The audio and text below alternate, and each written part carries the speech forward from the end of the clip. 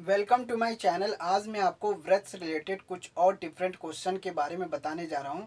आज का जो क्वेश्चन है वो ऑब्जेक्टिव टाइप से रिलेटेड है, तो जिसमें आपको चार ऑप्शन दिए हुए हैं। उन चारों ऑप्शन में से कोई एक ऑप्शन आपका सही है, तो बस आपको फिगर को देख के ही आपको आंसर निकालना है। कैसे आपका फिगर को देख के कैसे आंसर निकलता है।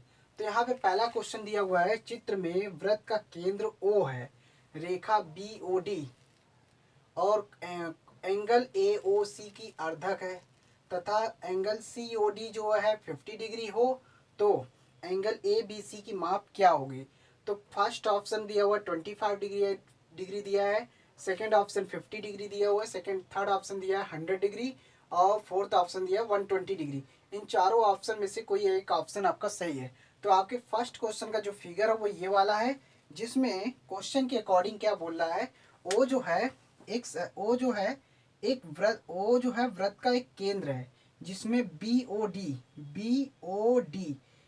डी जो है एक रेखा है, जो एंगल ए ओ सी का अर्धक है तथा सी ओ डी का जो एंगल है वो 50 डिग्री है।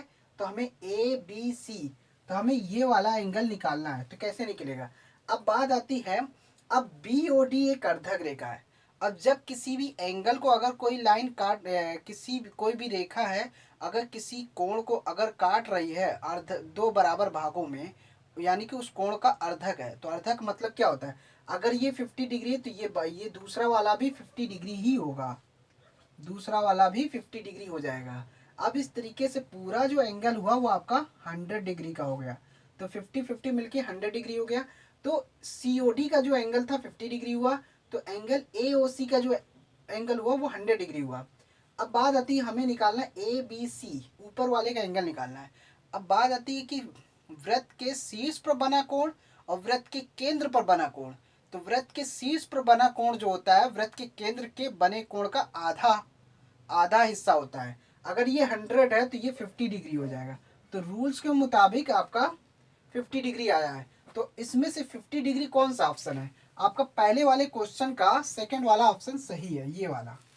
तो 50 डिग्री आपका आ रहा है। तो यहाँ पे सिर्फ आपको फिगर को देख के ही आंसर निकालना है। कैसे निकलेगा, अगर यही चीज डिटेल्स में लिखना होता तो आपको given that, find out, calculation दिखाना होता।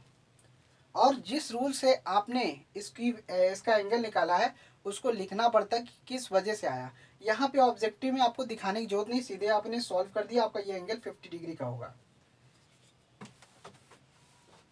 अब सेकंड क्वेश्चन क्या कहता है, चित्र में वृत्त का केंद्र जो है वो O है, यदि पी ओ क्यू 40 डिग्री है तो ओ पी क्यू की माप क्या होगी, या ओ पी क्यू की माप है क्या, 40 डिग्री है कि 50 डिग्री है कि 60 डिग्री है कि 70 डिग्री है।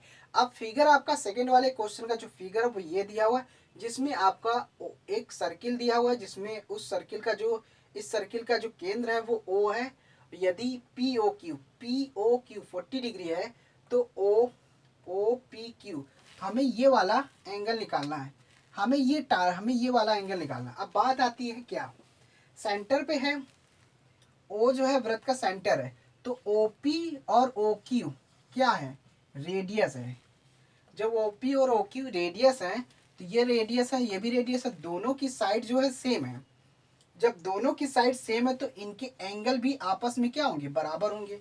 क्योंकि किसी भी, अब ये आपका ट्राइंगल बन रहा है पी ओ क्यू, त्रिभुज है, ये ट्राइंगल त्रिभुज है। ट्राइंगल त्रिभुज है तो जिनकी दो भुजाएं सेम होती हैं तो उनके आमने सामने के कोण भी बराबर होते हैं उस कंडीशन के हिसाब से। अगर ये 40 डिग्री है तो बाकी का बचा हुआ एंगल कैसे निकलेगा।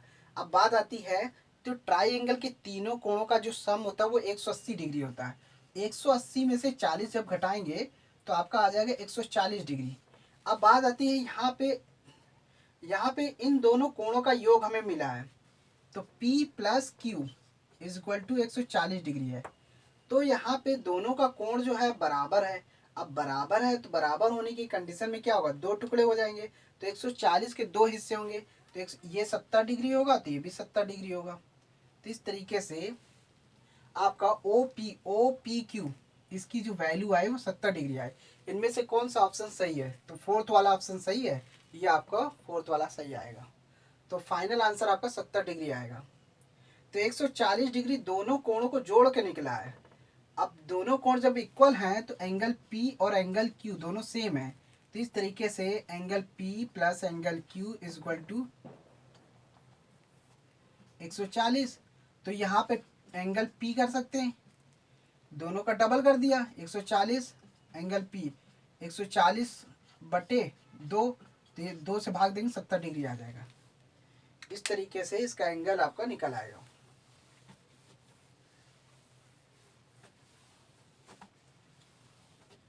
अब आती है अब थर्ड क्वेश्चन में, चित्र में फिगर में एंगल ए ओ बी का मान ज्ञात करना है। तो थर्ड क्वेश्चन का जो फिगर है वो ये वाला है, जिसमें आपको ऑप्शन दिया हुआ है 15 डिग्री, 30 डिग्री और 7.5 डिग्री और 75 डिग्री। आपको सिर्फ एंगल निकालना है। कैसे? एंगल ए ओ बी, आपको ये वाला ए ओ बी, आपको angle A O B find out करना है इसमें से। तो ये तो पता है कि वृत्त के शीर्ष पर, और दूसरा एंगल आपका ये बन रहा है ए सी बी। आपका ए सी बी एंगल दिया हुआ है, गिवन है एंगल ए सी बी, ये आपका 15 डिग्री दिया हुआ है, गिवन है। तो वृत्त के शीर्ष पर, यानी कि वृत्त का जो शीर्ष पर जो बना कोण है और वृत्त के केंद्र पर बना कोण है, तो रूल्स क्या कहता है?